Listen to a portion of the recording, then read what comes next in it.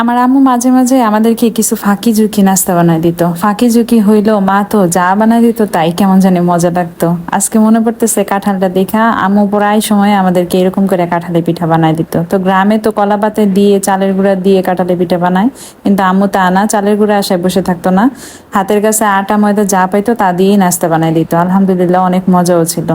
এদিকে আব্বু কি করে, একসাথে 3টা কাঁঠাল নিয়ে আসছে। 3টা কাঁঠাল কে খায় ভাই একসাথে? এখন ভাঙতে ভাঙতে সবগুলো গলেই গেছে, এখন এইগুলো ফেলে দেওয়া ছাড়া কোনো উপায় নাই। তো ভাবলাম মার সেই ফাঁকি ঝুঁকি বুদ্ধিটা দেখি কাজে লাগাই, মায়ের মতো হয় কিনা।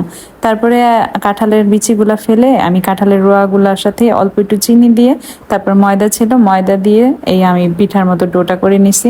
এটা পাতলা করে করলেও হয়, ঘন করে করলেও হয়, সমস্যা নেই এটা। তারপরে কড়াইতে দিয়ে এরকম কড়া করে ভেজে নিলে হয়। আমি সবগুলো প্রায় 7-8টা পিঠা হয়েছে, এইগুলো পিঠাগুলো ভাইজা তারপরে উঠাই নিলাম। আর এটা ফ্রিজে রেখে ঠান্ডা করে খাইলে এত মজা লাগে সত্যি। আর সাথে যদি চালের গুঁড়ি দেওয়া যায় তাহলে কিন্তু আরো ভালো। চালের গুঁড়া না থাকলে কোনো সমস্যা নাই, আটা ময়দা যা দিবেন তা দিয়ে কিন্তু অনেক মজা হয়।